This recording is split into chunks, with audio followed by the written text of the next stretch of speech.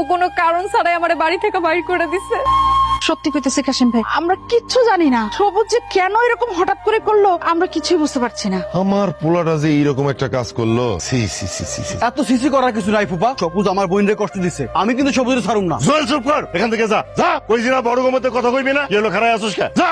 শোন রেহানা, আমি কিন্তু আমার মাইয়ার বিয়ার প্রস্তাব নিয়ে তোর ছেলে বা তোগো কাছে যাই নাই। তুই আর তোর জামাই তোরা দুইজনে আমার কাছে আইছিস। কি আইছিলি না? ভুইলা গেছস কথাটা? জি আমরাই এসেছিলাম। তাইলে আমারে অপমান করলি কেন? আমার বিবাহিত মাইয়াটারে তোর বাড়ি থেকে বাইর করে দিলি কেন? কাজটা কি তুই ভালো করছস? কাসেম ভাই, আমরা তো এটার রহস্য বুঝতে পারতাছি না। রহস্য বোঝার কোনো দরকার নাই তো। আমার মাইয়া তোমার পোলার লগে আর সংসার করব না, তোমার পোলারে তালাক দিয়া দিব, রহস্য শেষ। আমি আবার আমার মাইয়ারে বিয়া দিব। আমার মাইয়ারে বিয়া করার লাইগা ডাক্তার ইঞ্জিনিয়ার পোলা লাইন দিয়া খাড়ায় আছে। না আপা, আমি সবুজরে বিয়া করছি তো করছি, আমি ওরে তালাক দিতে পারবো না। ও যদি আমার মাইনা না নেয় না নিব, কিন্তু আমি আমার স্বামীর নামের জায়গায় সবুজ ছাড়া অন্য কারো নাম দিতে পারবো না। পারুম না মানে পারুম না। আম্মা আম্মা, কিসে তুমি কেনা একেবারে ঘরের ভিতর ঢুকে গেছো? তোমার তো এর আগে আমি এখানে দেখি নাই। কেনা তুমি? আমার নাম জুয়েল, আর আমি আমার বাপের নাম ঠিকানা পরিচয় দেওয়ার প্রয়োজন মনে করতেছি না। আমি আপনার মাইয়ারে ভালোবাসি।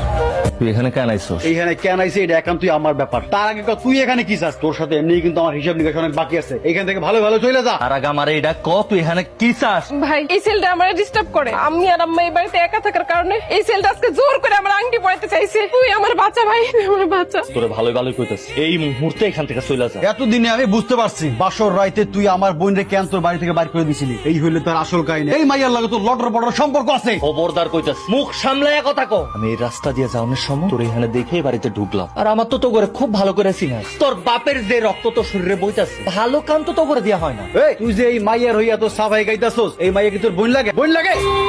ও আমার ভুল লাগে। তোরা 1 মিনিট সময় দিলা, 1 মিনিটের মধ্যে যদি এখান থেকে বাইরে না গেছিস না, আজকে তোর জান আমি এই জায়গায় এলাম। যা মা, তোমরা কোনো চিন্তা করো না, এই বাড়িতে তোমরা নিরাপদ। সুয়েল যদি সবার কয়ে দেয় যে আমি তোর বড় মা, তোর কি হবো বাজার? মির্জা বাড়ির পোলা বাসর রাইতে বউরে ঘরের থেকে বাইর করে দেয়।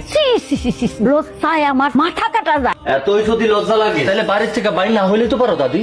তুই এতক্ষণ কয়ে আসছিলি? দায়িত্ব পালন করতে। দায়িত্ব? কিসের দায়িত্ব? যেই দায়িত্ব গত 30 বছর আগে তোমরা পালন করার কথা ছিল, সেই দায়িত্ব। এইসব তুই কি কইতাছ? আমি কি কইতাছি বুঝতাছ না? আমাগো এই মির্জা বাড়ির বড় বউ বড় নাতনি গত 30টা বছর ধইরা তাদের অধিকার হারায়া, তাদের পরিচয় হারায়া আমাগো এই পলাশপুরে ভিক্ষুকের মতো জীবন যাপন করতাছে। তুই ওকে খবর পাইলি কই? দাদি, ধর্মের কল বাতাসে নয়, রক্তের সম্পর্ক কেউ কখনো ছুরি দাও কাছি এগুলা দিয়ে আলাদা করতে পারে নাই। আর এই জীবনে পারবো না, এটা তুমি কেমনে পারলা? এই বাড়ির যে বড় বউ আছে সেও তো তোমার মতো একটা নারী, একটা মা। তোমার অন্তত উচিত ছিল তারে ভালোবাসা তোমার পাশে রাখা, তো তুমি সেটা করো না। দাদি, কি অপরাধ ছিল বড় মা? সে শুধু গরিব, সেটা সে গরিব বইলা তুমি